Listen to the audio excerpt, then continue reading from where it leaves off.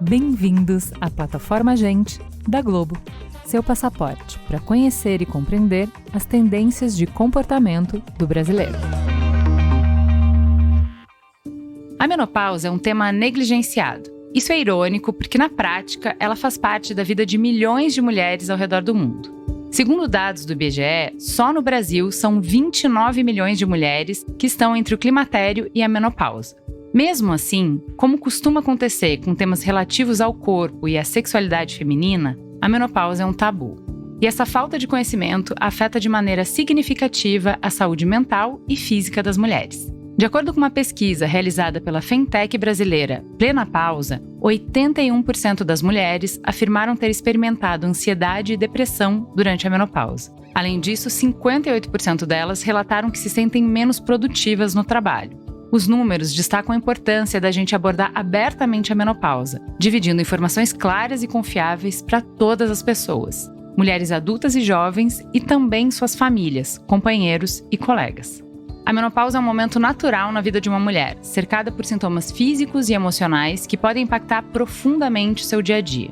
Mas ela não precisa ser um período de silêncio ou desconhecimento. É preciso quebrar os tabus e abrir caminho para uma nova compreensão dessa fase, que inclui valorizar a vida de mulheres adultas e combater o preconceito de idade. É por isso que propomos aqui uma conversa franca e aberta sobre o tema, sem rodeios, a fim de compartilhar informações relevantes, histórias inspiradoras e dicas práticas. Queremos que cada mulher possa viver a menopausa com confiança e sentir-se inteira em todas as fases da vida. Junte-se a nós nessa jornada de empoderamento e transformação.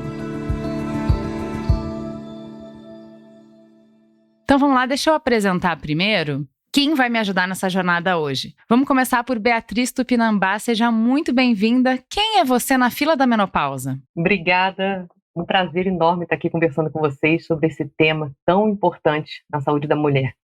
Eu me chamo Beatriz Tupinambá, eu sou ginecologista, especialista em longevidade feminina, em climatério e menopausa. Eu sou professora da pós-graduação de ginecologia endócrina, justamente na cadeira de climatério e menopausa. E eu sou também criadora de um método, do método Ressignifique a Menopausa e o Climatério, que já transformou a vida de mais de 10 mil mulheres no mundo todo. E aí é um prazer conversar sobre esse assunto tão importante com vocês.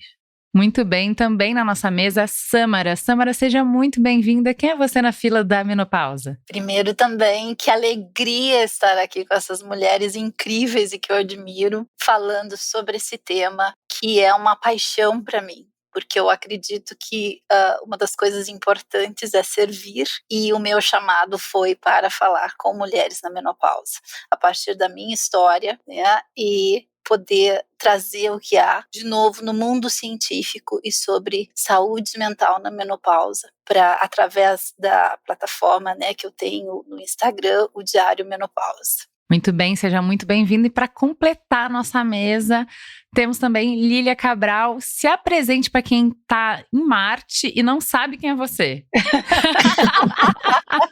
Sacanagem pedir para a Lília se apresentar, mas vamos lá. Começa assim, né? Meu nome é Lília Cabral.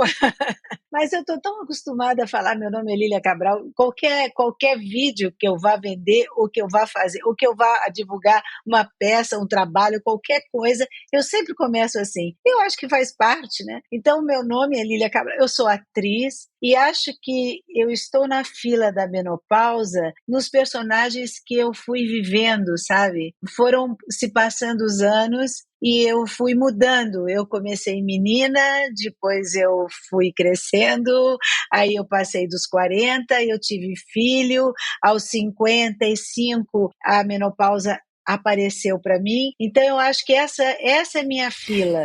Eu estou nesse contexto, né, de passar durante toda uma trajetória profissional de vários personagens, eu fui vivendo essas mudanças, sabe? Eu acho que eu me sinto assim, nesse lugar. Sensacional, mas já que a gente está falando de mudança, vamos entender primeiro, Beatriz, que mudanças são essas? Conta pra gente, explica um pouquinho do que é menopausa e o que é climatério, quais são as características dessas etapas. Vamos entender então um pouquinho desse assunto. Menopausa, na verdade, ela é uma data, é a data da sua última menstruação. Quando você fica 1 ano sem menstruar, aquela data da última menstruação é a menopausa. A partir daí, você entra na menopausa e não sai mais, né? Menopausa é aquela data, a partir dali você está sempre na menopausa. Pera, mas quem entendiu vai saber isso como? Esse é um grande problema. Desculpa atravessar a pauta e já complexificar de partida, mas eu não menstruo há 8 anos já, então eu não saberia dizer se eu entrei na menopausa. Aí você vai ter que identificar pelos sintomas e pelos seus exames laboratoriais. Também tem outro jeito. Mas menopausa de livro mesmo é a ausência da menstruação. O climatério, por si só, é um período de transição, vem antes da menopausa, né? Hoje em dia, recebe até um outro nome, de transição menopausal. Pode chegar até 10 anos antes da menopausa. É quando se iniciam aqueles sintomas, né? E os mais frequentes para o início daquela alteração hormonal, quando os hormônios começam a cair, você começa a apresentar muita alteração de humor, alteração no seu sono, o sono passa a ser mais leve, a pessoa fica mais irritada, mais estressada, e a gente já começa a identificar essas alterações de quedas hormonais. Podem iniciar, inclusive, a partir dos seus 30 e poucos anos, dependendo da data que você vai entrar na menopausa. Os calorões fazem parte do climatério? Podem chegar. Quase, né? Podem chegar, sim. Eles são mais frequentes na menopausa, né? Porque no climatério, o primeiro hormônio que começa a cair é a progesterona. A progesterona não tem tanta ligação com os fogachos. Lá na menopausa, quando zera também o estradiol, aí os fogachos vêm em massal intensidade, né? Mais de 80% das mulheres na menopausa têm esse sintoma muito aflorado. E a menopausa se dá por conta de uma falência ovariana. O nosso ovário não foi programado para viver tanto quanto a gente tem vivido, né? Isso é muito recente. Em 1940, 1950, a expectativa de vida da mulher brasileira é por volta dos seus 45, 50 anos. Então as pessoas não viviam na menopausa. Isso é novo. Agora, tem uma coisa, só te interrompendo assim, sabe o que eu me sinto, não é no envelhecimento, é quando você faz ultrassonografia e não vê mais o que tinha que ter, os seus ovários, eles sumiram. Isso eu não gosto. Isso me dá um negócio, uma tristeza. Pera, mas você entende ultrassom? Eu não entendo nada, eu não enxergo nada. Não, mas assim, o médico fala, né? Que não o médico mostra, ele vira assim, aí eu também quero ver, ele fala, aqui tá seu endométrio, olha, tá fininho. Aí você, aqui, olha, os seus ovários. Então tá tudo bem, mas onde é que tá? Como não assim? Tá tudo bem se eu acho que estou enlouquecendo? Tá tudo bem, tá lá, tá tudo. Não é assim? Não tem, assim. Não dá essa sensação. Verdadeiramente, os ovários diminuem. Ainda bem que eu não espero não ser sozinha nesse pensamento. Os ovários diminuem muito de tamanho e acaba que fica difícil identificá-los no ultrassom, mas não é impossível, seus ovários ainda estão aí. Então, pequenininho. Por uma questão de posição, às vezes as alças intestinais ficam na frente, e aí a gente acaba não vendo. Mas eles diminuem de tamanho porque eles entraram em falência, eles não têm mais folículos para produzir nem o estradiol, nem a progesterona. É isso que eu acho que quando você fala assim, entrar em falência, né? Por mais que a gente entenda, essa é uma palavra dura, né? É uma palavra que remete ao seu futuro, né? Ao seu futuro, ou seja, você não vai mais menstruar, você não vai mais procriar, a sua vida ela tá se limitando cada vez mais. Então, assim, mesmo que não tenha esse pensamento, a falência, o que é a palavra falência? A falência, na verdade, é quando você tinha tudo, de repente você não tem mais nada, né? Então, a palavra que é meio pesada, né?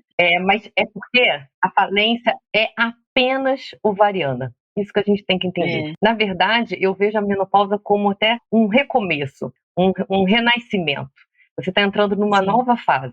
E essa fase tem, inclusive, tudo para ser a melhor fase da nossa vida. A gente está super madura, preparada, né? É um momento que você se dedica a você mesma, já está com o filho criado, já está com a questão de profissão já mais estabelecida. Agora é praticamente correr para o abraço. Se você faz o tratamento correto da menopausa, você está vivendo a sua melhor fase da sua vida. Se tudo der certo com maturidade para poder aproveitar tudo isso. Eu penso exatamente assim também. Eu acredito muito que a menopausa é uma grande oportunidade, porque é a vida te chamando para a gente parar de fazer rascunhos, porque a gente se dá conta que nós temos de 30, 40, 50% no máximo da nossa vida pela frente. E daí a gente tem que definir como é que eu vou viver daqui para frente. E nos fazer algumas perguntas existenciais também, né? Como eu quero essa vida daqui para frente? Como é que eu vou me imaginar? O que eu faço com as minhas alunas é: imagine-se daqui a 30 anos, né? E como é que você quer estar daqui a 30 anos? E daí vamos fazer a reengenharia, a engenharia reversa, né? O que eu preciso hoje fazer? E aproveitar isso como uma oportunidade. Pois é, eu ia falar isso sobre a falência, né? Porque a gente acabou de fazer um programa sobre luto lindíssimo com a Ana Cláudia Arantes, e como a reflexão da finitude, ela traz mais qualidade para a vida. Então, a falência, o chamado da falência é uma carta registrada da nossa finitude, falando: oi, eu sei que você correu até hoje fingindo que eu não vou chegar, que não existe, mas oi, existe. E é melhor receber um aviso antes para não ser pego, né, desprevenido. Então, assim, não vive a sua vida como se você fosse viver para sempre, porque não vai, amor. Não vai.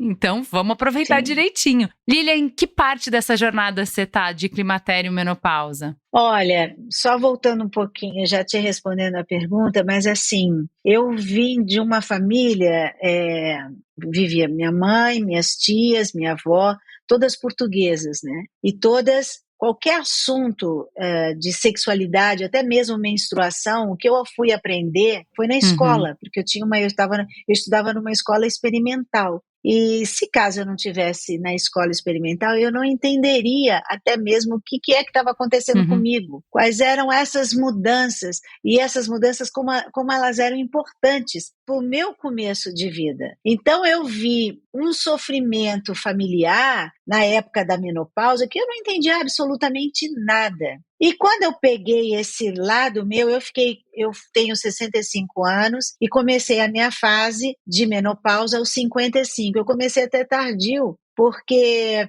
muita gente começa antes, e eu comecei a sentir as sensações e tudo aos 50 e pouco, 53, mas eu fui me determinar mesmo completamente na menopausa aos 55.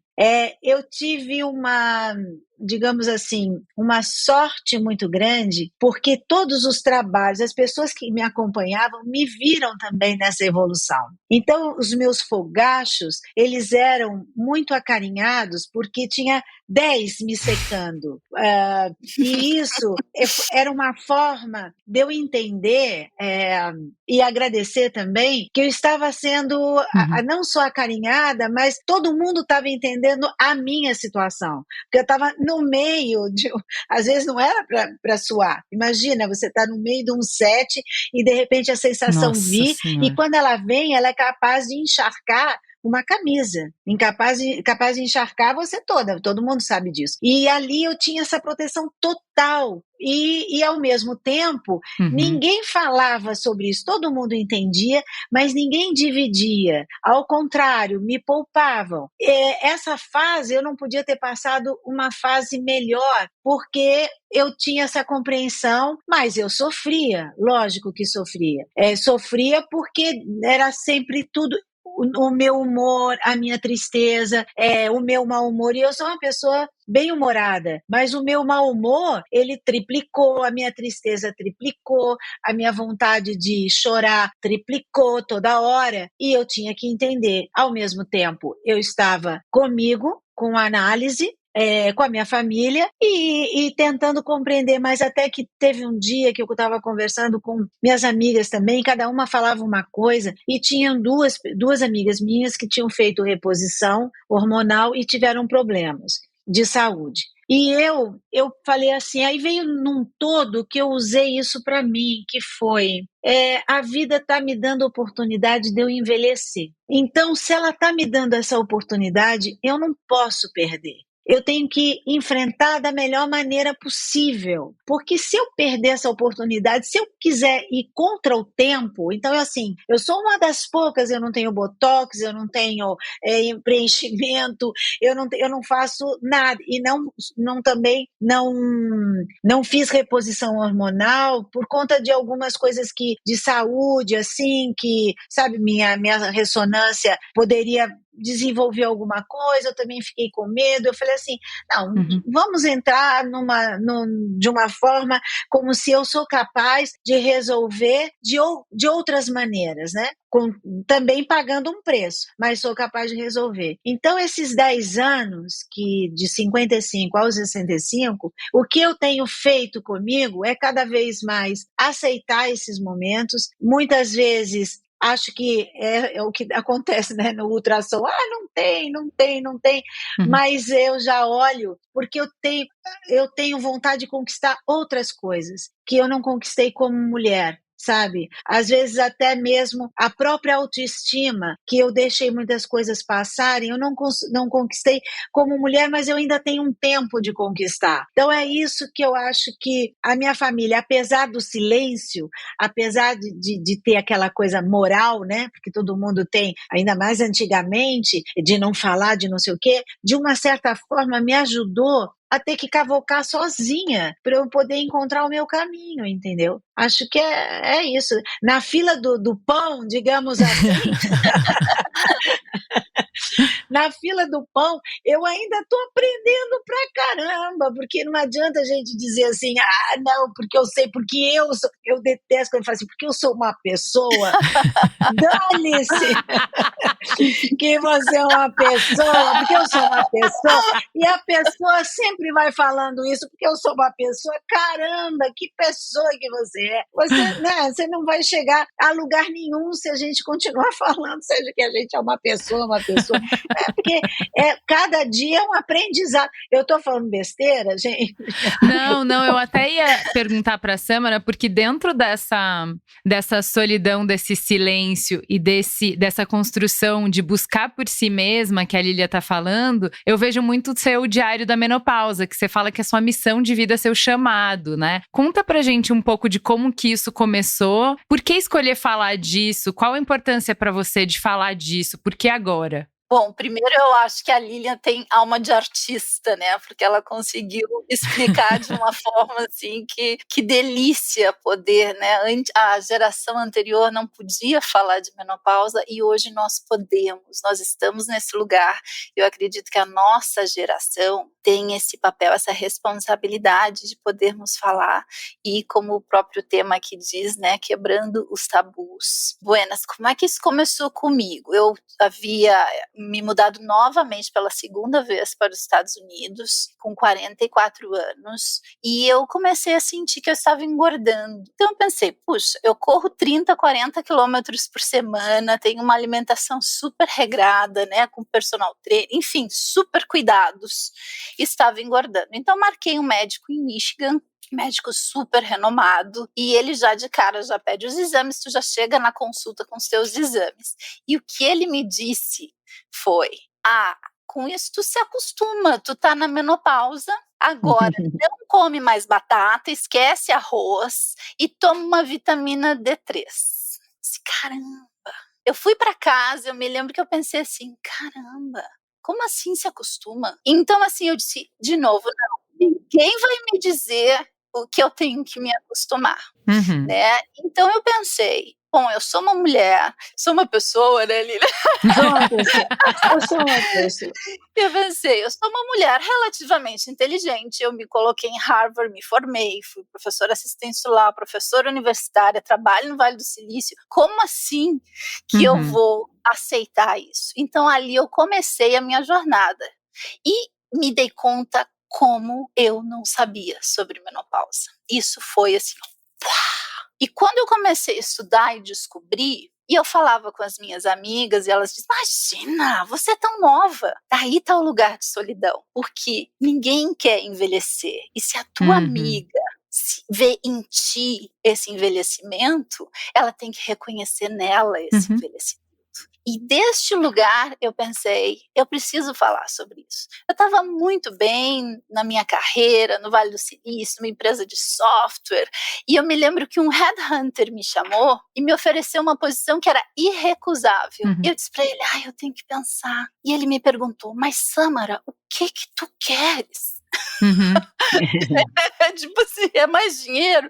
E eu parei, eu disse, eu tenho que pensar. E eu fiquei pensando, o que eu quero? E daí eu faço o exercício com as minhas pacientes e minhas alunas, a engenharia reversa. Eu disse, como é que eu quero estar com 60, 70 anos? Eu disse, eu quero estar falando com mulheres, eu quero ter meus livros publicados. Eu disse, eu tenho que começar isso agora.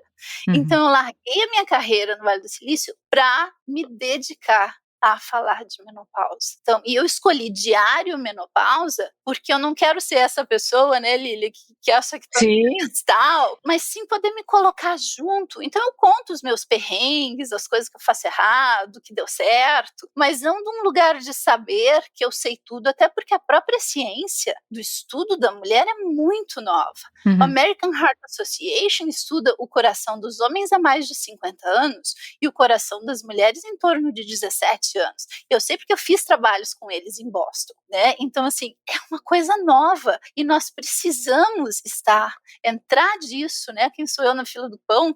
De cabeça aberta para aprender tudo que possa ser utilizado em diferentes ciências. A neurociência, puxa, é direto como a gente pode trabalhar o nosso mental, porque o que a Lília falou de um dos primeiros sintomas no climatério, né, e a doutora Beatriz, o calorão é mais lá na menopausa, mas isso que a Lília sentiu da irritação, esse sentimento, né, a mulher às vezes se olha no espelho e ela diz que isso sou eu. Isto é uma transformação já bioquímica no cérebro que nós precisamos falar, porque a mulher fica com vergonha e ela não fala sobre isso.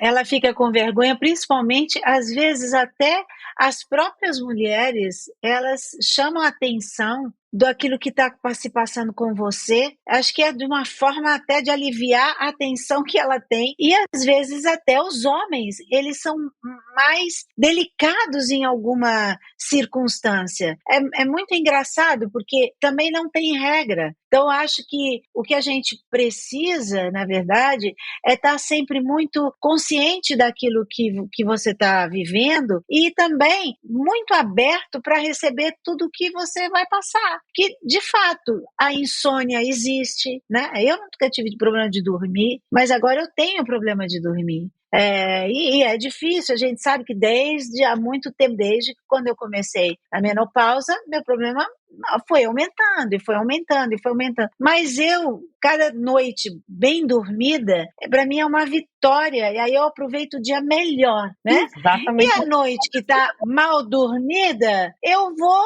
procurar ir mais cedo para a cama, porque se eu ficar reclamando, ou se eu ficar, isso acho que é um peso muito grande, e vou deixar de viver algumas circunstâncias e situações que eu não posso deixar de viver. Então, mas eu acho que aí entra o valor do que a gente está conversando aqui, de ter um diário disponível para as pessoas saberem que não é só comigo. E às vezes até para conectar os pontinhos. Uma rede de apoio. Porque você falou que, eu nunca tive insônia, então agora eu consigo perceber que tem um marcador, alguma coisa diferente está acontecendo. Mas às vezes eu não consigo me dar conta de que todos esses sintomas, eles fazem parte da mesma coisa. Você está vivendo, fazendo 1000 coisas, a gente está cada vez mais desconectado do nosso corpo, porque a gente tem cada vez mais inveja da máquina, a gente quer cada vez mais superar o corpo, então a gente fala para ele, fica quieto, agora não pode isso, não pode aquilo. Então, quando a gente chega nessa idade de maturidade, você pode ter uma longa caminhada de vida de não escutar os sinais do seu corpo, de não perceber. Então você tá mais irritada, mas você não percebe que mudou alguma coisa. Você acha que é por causa do trabalho, você acha que é porque o marido não dá conta, porque os filhos estão te dando dor de cabeça. Você pode estar perdendo sono, mas você não dá conta que o seu corpo mudou. Você pode estar tentando resolver cada coisa com um medicamento diferente, entendeu? Exatamente.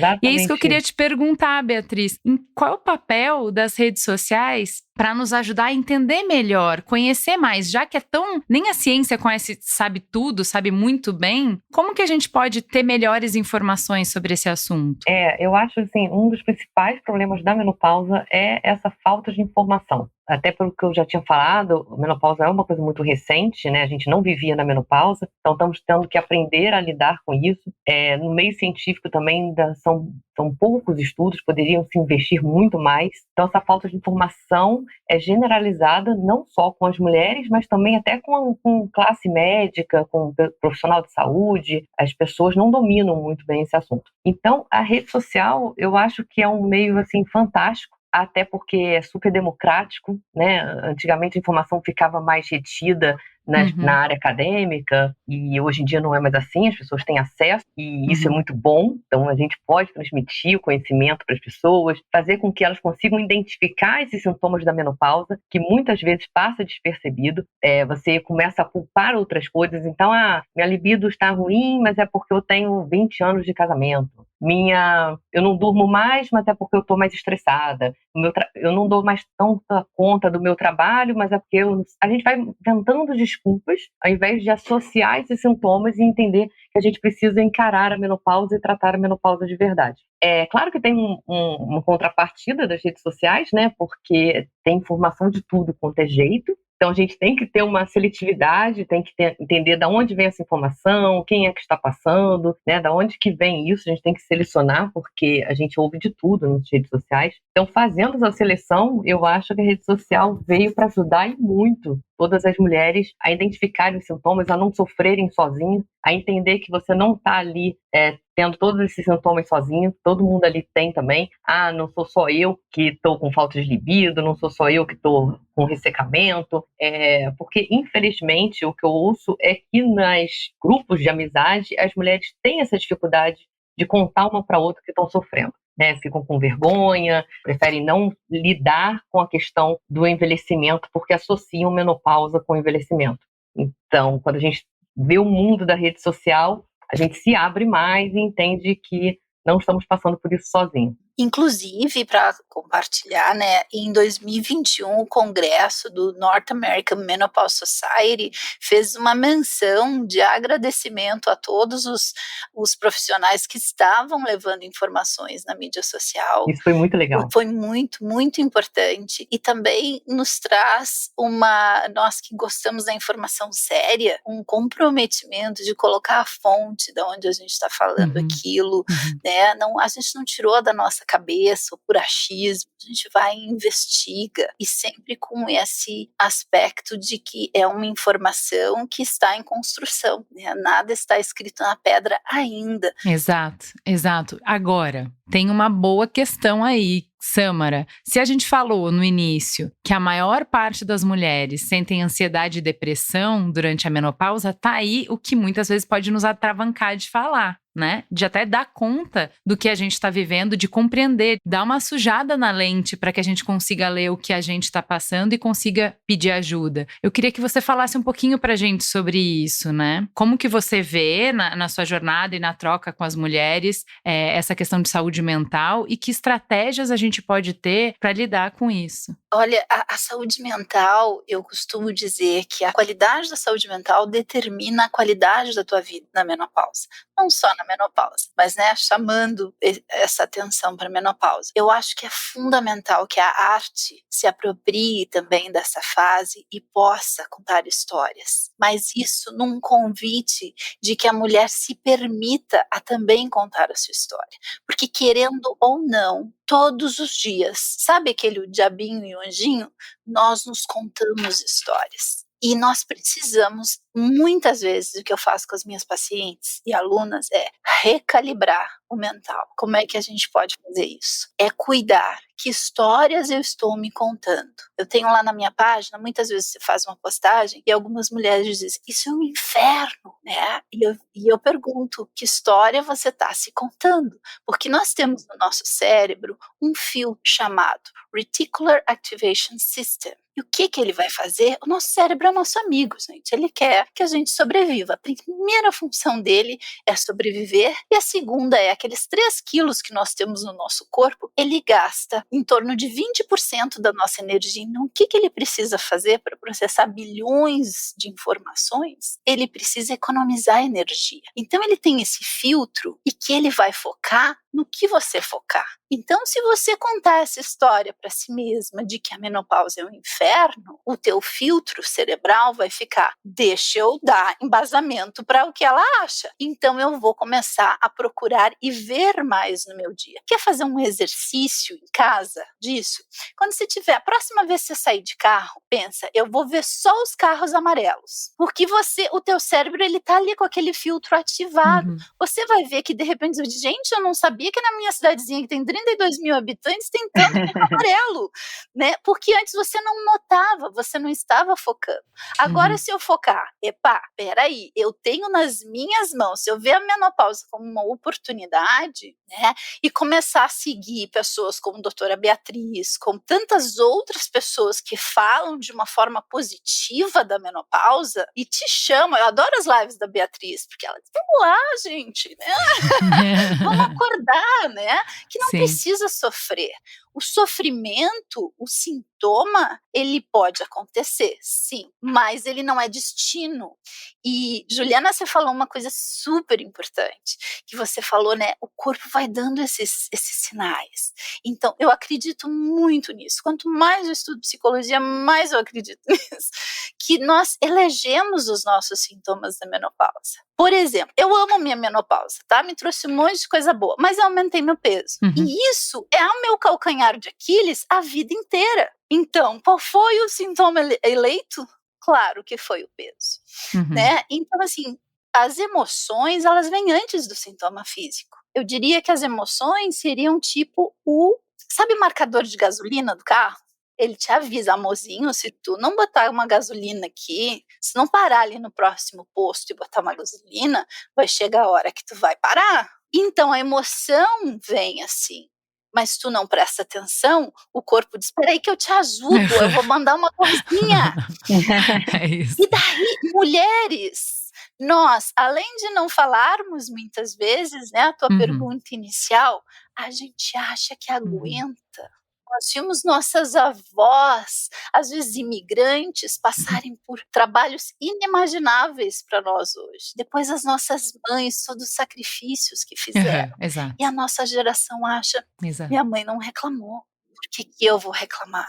E a gente se puxa.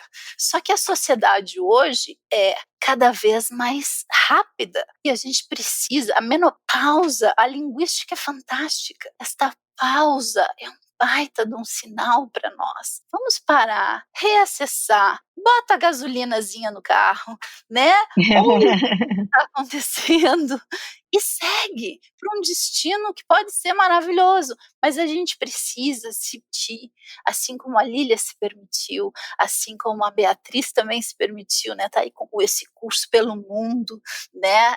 Eu também fico feliz que eu tenho pacientes, né? De 4 continentes. Então, assim, a gente precisa falar, porque as mulheres querem e elas dizem muitas vezes para mim, a principal coisa, né? Eu tenho um programa chamado Mente Brilhante na Menopausa, é que elas têm esperança de novo.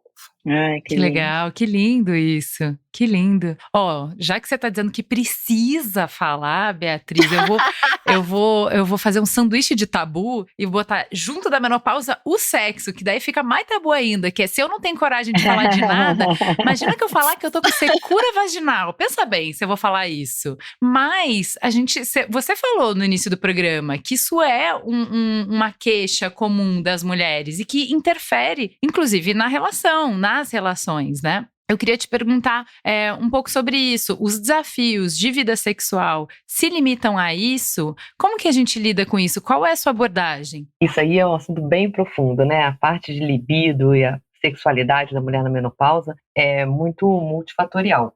O ressecamento vaginal e a atrofia vaginal são super impactantes, porque você ter relação com dor fica muito complicado, né? Para você ter prazer, para você querer ter a próxima relação, ninguém merece, porque você vai associar, não, vou iniciar uma relação sexual para doer, para me sentir mal, né? Então acaba que isso age diretamente na sua libido, diminuindo intensamente. As mulheres passam a não querer mais ter relação sexual com seus parceiros, mas vai muito além disso. Porque isso, graças a Deus, tem tratamento, né? As mulheres que sofrem de dor na relação, saibam, se tiverem alguém aqui nos ouvindo que sofra com isso, tem solução. Você não precisa sofrer na relação sexual. A relação sexual é para ser prazerosa, para você e para ele, para os dois, ou para ela. Então, procure tratamento, não se acomode com isso, né? Porque tem muito, né? Assim, não, minha mãe não fez tratamento, a minha avó não fez tratamento, então eu tenho que aguentar também. Não precisa aguentar. Hoje em dia tem solução.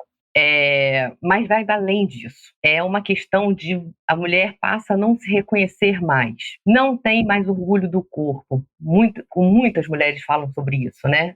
O corpo modificou com a menopausa. Então, tem vergonha do parceiro, falta aquele auto-amor, falta o autoconhecimento.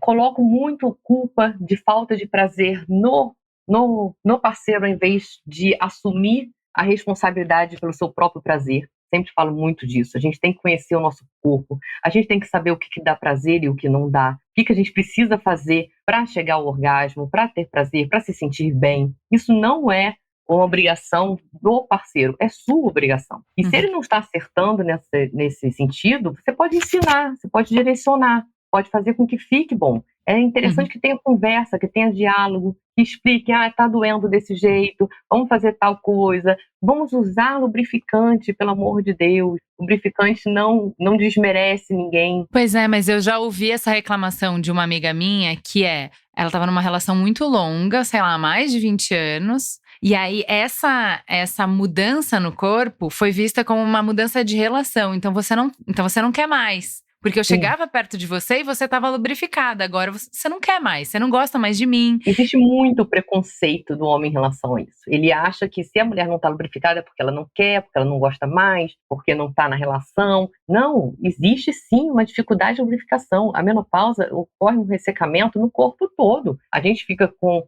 eu chamo de magnífica. A gente fica com a magnífica ressecada, a gente fica com os olhos ressecados, com a pele ressecada, com o cabelo ressecado, tudo resseca. As juntas, as articulações ressecam. Então, isso ocorre na menopausa. Então, a gente tem que ter empatia e acreditar que é necessário, sim, usar lubrificante. Porque aí a relação vai ser prazerosa, não vai doer, não vai incomodar. Os dois vão gostar. E se é bom, aí você vai querer ter de novo, e ter de novo, porque foi bom. Então, assim, um verdadeiro tiro no pé masculino, esse preconceito contra os lubrificantes e contra os brinquedinhos também.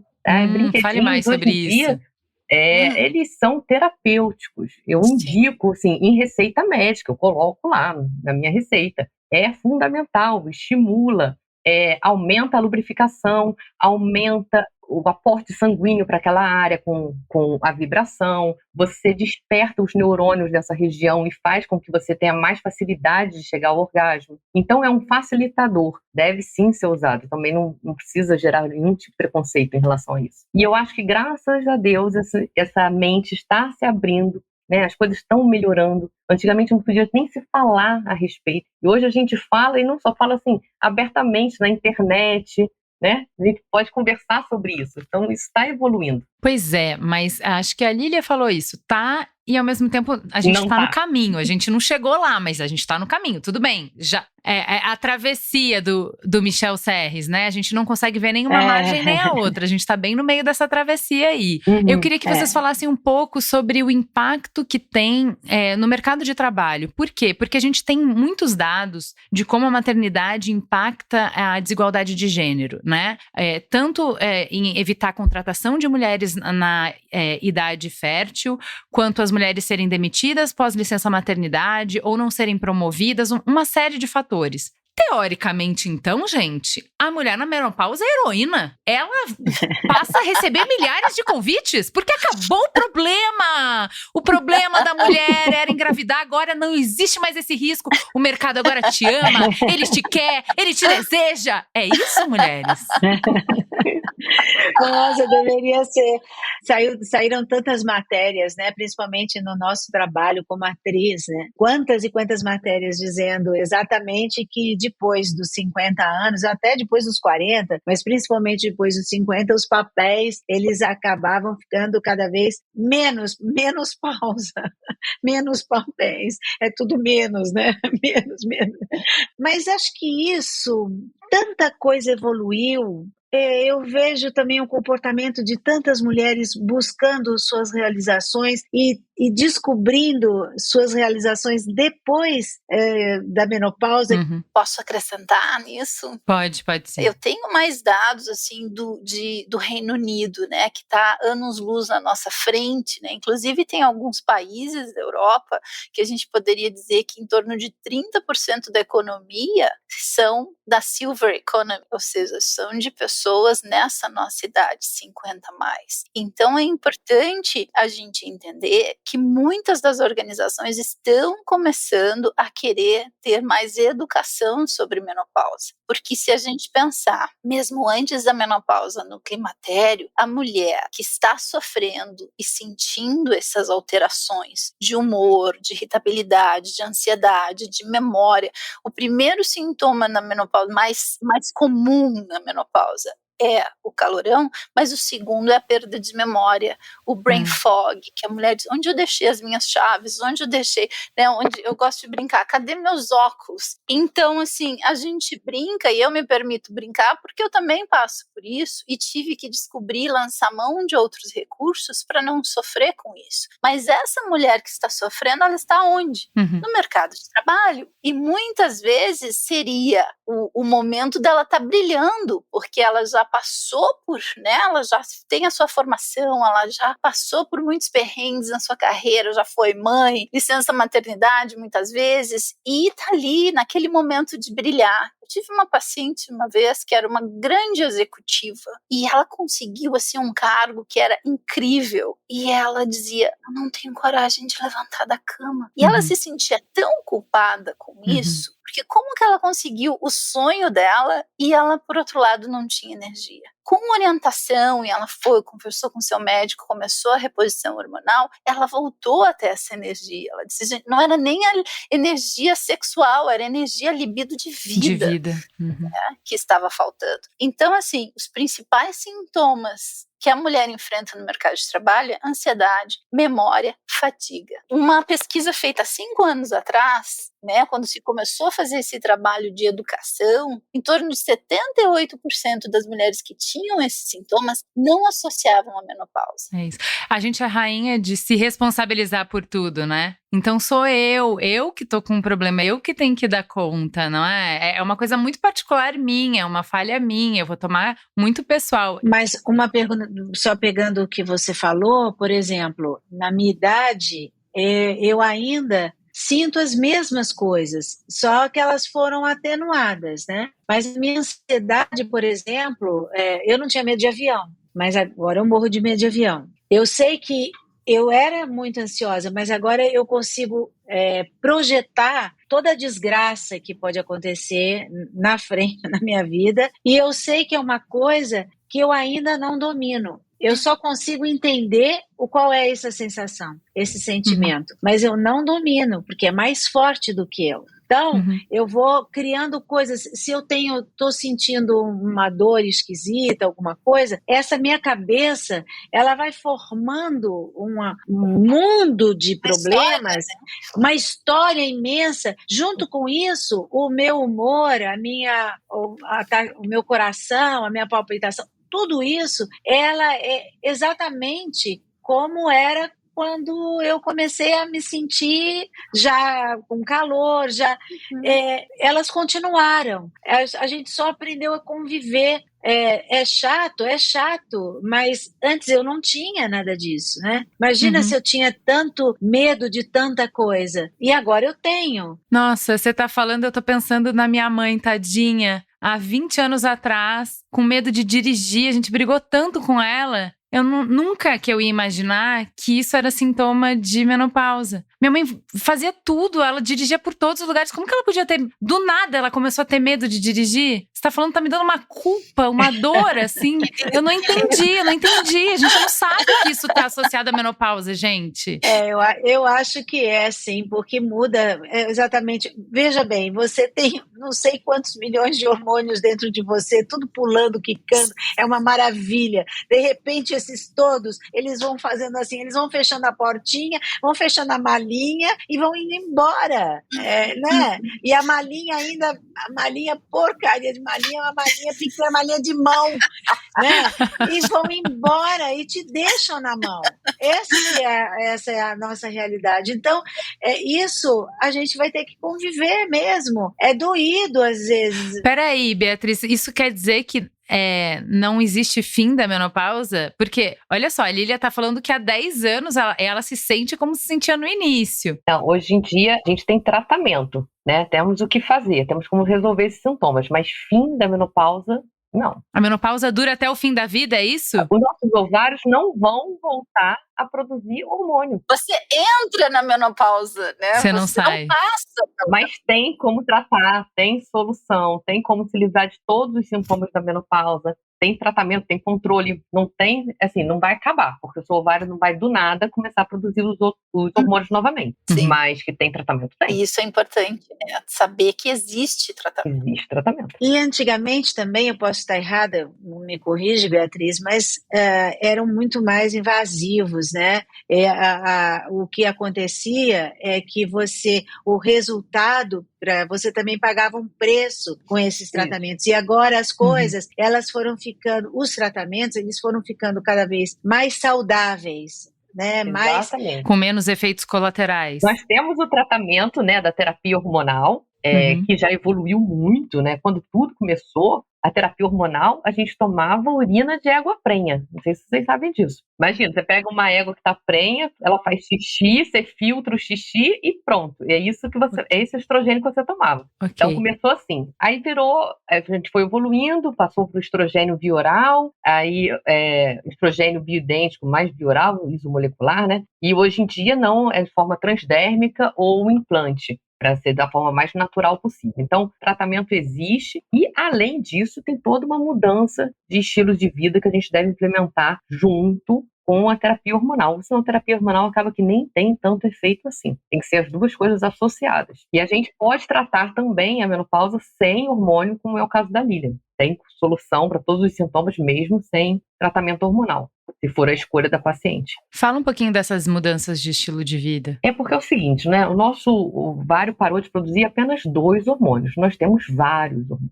Então, se você tem um estilo de vida adequado, você acaba que você regulariza a fisiologia dos outros hormônios e faz com que somente o estradiol e a progesterona passe despercebido essa falta desses 2 hormônios. Mas se você, ao contrário, pega a falta desses 2 hormônios e associa com um estilo de vida péssimo, esses hormônios vão servir como efeito dominó e vai acabando com a cascata hormonal inteira. Então você fica completamente desregularizada, a fisiologia hormonal toda é confusa. Então se você prioriza uma boa noite de sono, se você tem uma boa produção de melatonina, se você prioriza o que você ingere, qual é o tipo de comida que você está se alimentando. É comida de verdade? O seu intestino é um intestino saudável? O nosso intestino produz muitos neurotransmissores, muitos hormônios, é o nosso segundo cérebro. Então, se você tem um intestino saudável, você tem uma vida muito mais saudável. Você produz níveis excelentes de serotonina, de dopamina, né? Então, você acaba se sentindo bem. Então, quando você tem os outros hormônios funcionando bem, esses hormônios você tira de letra e você tem uma vida pós-menopausa muito melhor. Mas se você faz o contrário, é uma bola de neve. Eu faço exames de sangue exatamente para observar isso e quando eu troco, eles sempre dizem, olha, o teu organismo ele está produzindo, quer dizer, você tem falta de que faz parte você como mulher, né, na sua idade, mas em compensação você está alimentada com os outros. Eu acho que sempre você fazer um exame de sangue, ter uma boa pessoa que te guie é fundamental. Para você saber que você está bem. Quando você sabe assim, eu tô meio estragadinha, pega aquele exame de sangue assim, você vê assim, o que tinha que ser, não é? Tinha que ser isso, não é? Tinha que ser isso. Gente, eu tô estragado demais, né? Não tem isso. Mas a gente tem o hormônio da tireoide, tem a melatonina, tem a ocitocina, tem a testosterona, gente, Tem muita coisa que faz a gente se sentir bem. São em torno de 50 hormônios reconhecidos pelos cientistas hoje. Exatamente, aí você só perdeu 2. Gosto dessa perspectiva. 152 você perdeu 2, né? A gente, vamos lá. Se alguém falar comigo alguma coisa sobre isso, eu vou falar, mas eu só perdi 2. Não, porque o terceiro diminuiu um pouquinho a testosterona ali, né? Exatamente. É isso. Mas isso é a história que você vai contar, né, Exato. Lívia? É como você vai editar isso, editar e escrever os capítulos daqui para frente. E assim, a neurociência ali nos traz, o que eu gosto muito do dose, né, a dose, que é a dopamina, a ocitocina, serotonina e a endorfina. Se a gente trabalha esses hormônios que alteram a nossa química cerebral, faz toda a diferença. Nós estamos isso, né? Nós estamos anos-luz na frente. Agora, cada vez mais, quanto mais eu estudo psicologia, mais eu entendo a necessidade da nutrição. Nós precisamos entender que é corpo, mente, a gente não separa. Eu preciso aprender, não é dieta para emagrecer, mas como eu vou nutrir o meu cérebro, como eu vou nutrir esses meus hormônios, né? E assim a gente muda a chavezinha do cérebro de eu não vou fazer exercício para emagrecer, eu vou fazer exercício porque vai me fazer bem, né? Porque onde eu quero chegar. E daí eu posso acionar o dose, né? A sua dose diária de saúde mental na menopausa com, às vezes, limpar a casa. Eu estimulo a produção de dopamina. Agora, se eu ficar olhando aqui no meu celular, que é desenhado, né, os Reels e TikTok, enfim, ele é desenhado para liberar dopamina no meu cérebro. Então, eu fico ali, gente, é a dopamina que a gente chama cheap dopamina, né? É a dopamina barata. Agora, se eu fizer a dopamina boa, que é a de, bom, eu me exercitei, hoje eu consegui, né? Eu tenho a tendência a querer novamente, né? É a lei de Hebb, que é neurônios que fire together, connectam together, né? Ou seja, eles vão ficar amiguinhos ali, vão fortalecer aquela conexão neural. Então, se eu fiz exercício, mais dias eu tenho a tendência a seguir fazendo exercício. Mas eu preciso também nutrir o meu corpo. A menopausa tem as costas muito largas. A mulher está ali toda inflamada, ou ela está com insônia, mas ela não faz uma higiene do sono. Ou ela está com problemas de tireoide, ela está com deficiência de vitamina B12, B6, de ferro, né, de magnésio. Enfim, a gente precisa ir calibrando, né? A Lília falou ali, olha ali o exame de sangue.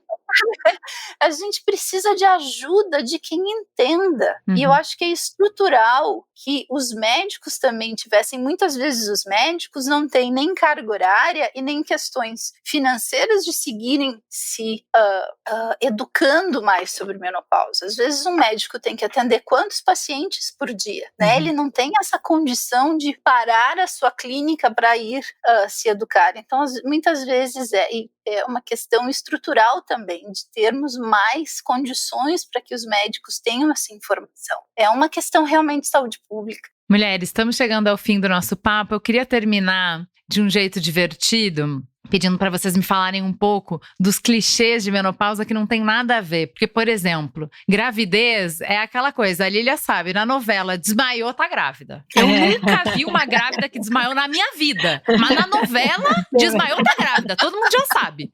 Tem esses clichês de menopausa que não tem nada a ver, que você olha e fala, gente, mas não é assim também. Eu lembro, não sei se é clichê, mas é uma história engraçada, porque assim, eu trabalhei sempre, né, eu trabalho com muitos diretores e esses diretores a gente vai repetindo a parceria, né, então eles diziam assim, o que está acontecendo com você? Você não era assim. Eu realmente não era assim, porque mudou, toda hora tinha que parar e às vezes eu ficava muito emocionada, ou então ficava contrariada e chorava muito, muito, muito, muito. Eu sou fácil de chorar, mas na época eu chorava por qualquer coisa, né? Acho que a novela não é só desmaiar e estar grávida. Toda hora querer vomitar e a pessoa também está grávida. Eu não vomitei, por exemplo. Eu também não. No momento, eu fiquei ruim, fiquei bem assim, porque eu tinha acabado de perder um bebê e engravidei logo em seguida, e todo mundo achava que seria impossível engravidar. E eu estava grávida mesmo de Júlia.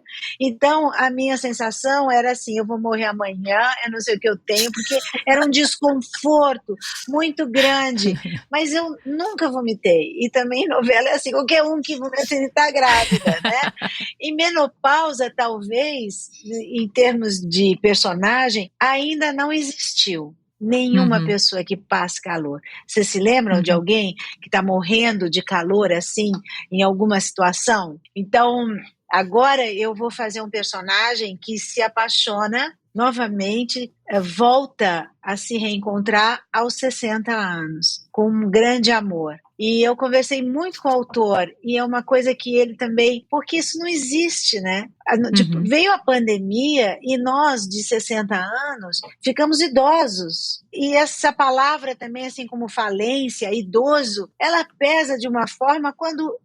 eu não me sinto idosa. Aí você fala assim, mas como? Você tem isso? E quando eu estou na fila da ponte aérea, se eu entro na fila de idoso, as pessoas acham que eu estou furando fila, né? Claro. Porque ela é atriz, ela está furando fila. Não, porque eu sou idosa. Aí eu tenho o prazer de mostrar que eu sou idosa. Mas então, acho que não tem isso, mas acho que de alguma... Tem uma cena que exatamente isso, que eu tenho uma amiga, que ela é minha massagista, mas ela é a minha confidente. E, de repente, o telefone toca e é o personagem do celular, que vai ser meu par romântico, que está ligando para mim. E quando acaba o telefonema, que eu acabo não atendendo, eu estou suada. E assim, e isso faz parte, né? É lindo. Eu acho que é não se fechar para a sensibilidade, né? Através dos nossos sentidos. A nossa inteligência não funciona através de dados, funciona através dos sentidos. Então, que a gente não se feche para as coisas que a gente sente, para que a gente honre o que a gente sente, acho que é um bom jeito de encerrar essa conversa. Queria agradecer demais, aprendi muito, muito. Tô muito melhor preparada para entrar no meu climatério agora.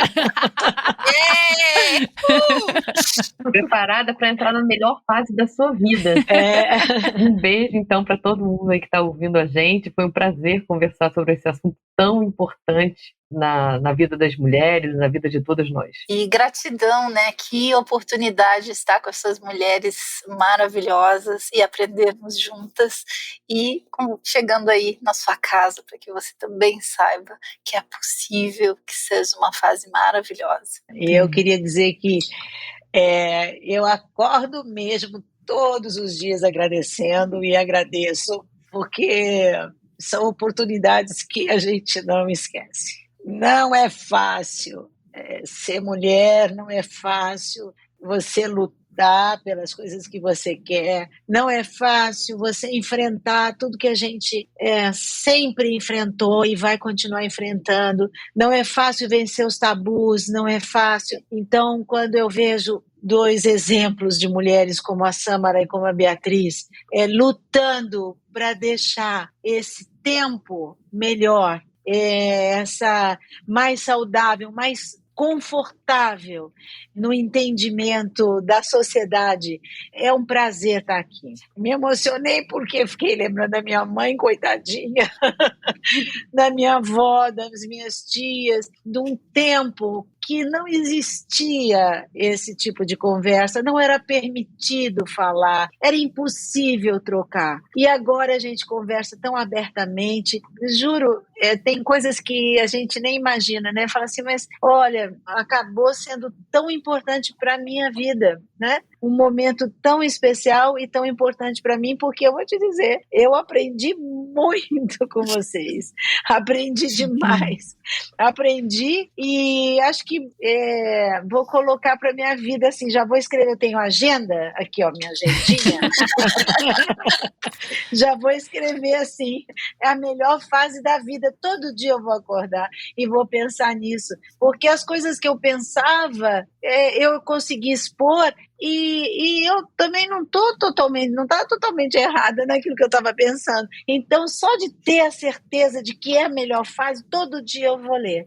E isso é um incentivo para que eu seja uma pessoa, para que todos nós, né, sejamos pessoas melhores. É isso. Aproveitando esse gancho, né, que a Juliana se emocionou quando lembrou da mãe, e agora a Lília também, né, falando da sua mãe, da sua avó. Eu acho que para nós curarmos o nosso feminino, eu acho que é bem interessante a gente poder olhar para essa transgeracionalidade, né, para as gerações de mulheres que vieram antes. E muitas vezes, se a mãe ainda está viva, a gente tem como sentar e conversar com ela, tá? E resgatar isso e ouvi-la. Muitas vezes não é dizer, mas agora tem isso. Não, é ouvir esta mãe e dar esta chance de reconfigurar esse vínculo. Se a mãe já não está mais viva, ou a avó, escreve uma carta, sabe? Resgata isso através de uma carta e com amor, enviando amor. Eu acho que isso vai ajudar muito a curar o feminino e também, curando agora, a gente cura para as próximas gerações que vêm pela frente. Ai, gente, que lindo!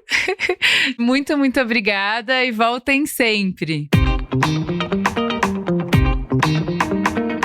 Gente é onde tudo começa. É o ponto de partida. Gente é matéria-prima para criar algo novo e relevante. Uma fonte de conhecimento viva que revela comportamentos, histórias e tendências. É inspiração. Sua próxima grande ideia começa com Gente, a plataforma de insights da Globo. Para conhecer mais, acesse gente.globo.com.